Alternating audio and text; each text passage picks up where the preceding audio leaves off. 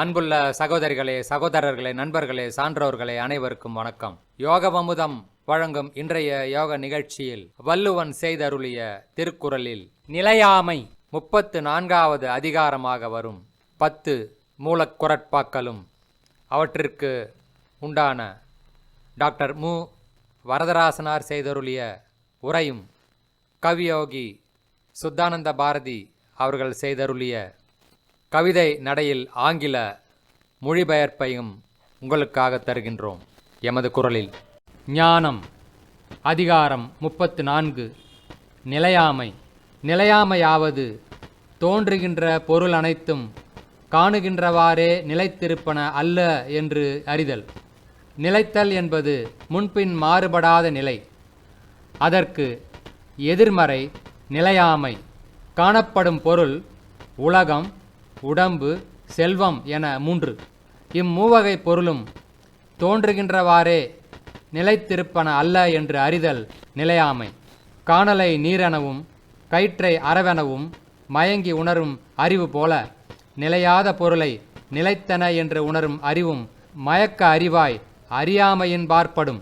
காணலை உணர்ந்த வழி நீரில்லை போலவும் கயிறு என அறிந்த வழி அரவு இல்லை போலவும் பொருளின் நிலையாமை அறிந்த வழி மயக்க உணர்வு நீங்கி மெய்ப்பொருள் காண்டற்கு துணையாய் நிற்றலின் நிலையாமை அறிதல் ஞானத்தின்பாற் பட்டதாய் நிற்கிறது.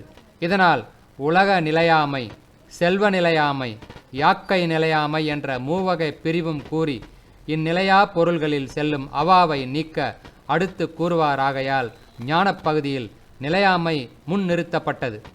நிலையாமை என்றது பொருள் அழிதல், பொருள் நிலை மாறுதல், பொருள் இடம் மாறுதல் என மூவகை பிரிவினது. இவற்றையும் உள்ளடக்கி கூறுவார். நில்லாதவற்றை நிலையென என்று உணரும் புல்லறிவு ஆண்மை கடை. நிலையில்லாதவைகளை நிலையானவை என்று மயங்கி உணரும் புல்லறிவு உடையவராக இருத்தல் வாழ்க்கையில் இழிந்த நிலையாகும். The worst of follies, it is told, the fleeting as lasting to hold. கூத்தாட்டு அவை குழாத்தற்றே பெருஞ்செல்வம் போக்கும் அது விளிந்தற்று. பெரிய செல்வம் வந்து சேர்தல் கூத்தாடுமிடத்தில் கூட்டம் சேர்வதை போன்றது. அது நீங்கி போதலும் கூத்து முடிந்ததும் கூட்டம் கலைவதை போன்றது. Like a drama crowd, wealth gathers. Like passing show, its pride too goes. அற்கா இயல்பிற்று செல்வம் அது பெற்றால் அற்குப ஆங்கே செயல். செல்வம் நிலைக்காத இயல்பை உடையது. அத்தகைய செல்வத்தை பெற்றால் பெற்ற அப்பொழுதே நிலையான அறங்களை செய்ய வேண்டும். Wealth wins away, but when it comes, take care to do enduring things. நாள் என ஒன்று போல் காட்டி உயிர் ஈரும் வாள் அது உணர்வார் பெறின். வாழ்க்கையை ஆராய்ந்து உணர்வாரை பெற்றால் நாள் என்பது ஒரு கால அளவு போல் காட்டி உயிரை உடம்பிலிருந்து பிரித்து அறுக்கும் வாளாக உள்ளது. The showy day is but a saw, your life know that to file and now.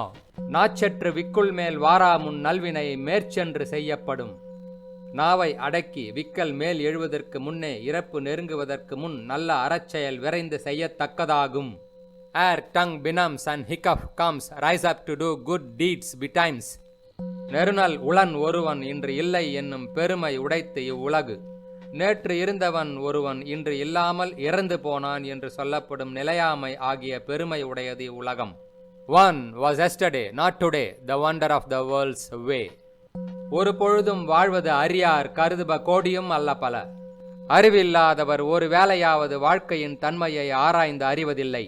ஆனால் வீணில் எண்ணுவனவோ ஒரு கோடியும் அல்ல, மிகப்பல எண்ணங்கள். Man knows not his next moment. On crores of things he is intent. குடம்பை தனித்து ஒழிய புல் பரந்தற்றே உடம்போடு உயிரிடை நட்பு. உடம்போடு உயிர்க்கு உள்ள உறவு தான் இருந்த கூடு தனியே இருக்க அதை விட்டு வேறிடத்திற்கு பறவை பறந்தார் போன்றது. The soul from body any day like bird from eggshell flies away. உறங்குவது போலும் சாக்காடு உறங்கி விழிப்பது போலும் பிறப்பு.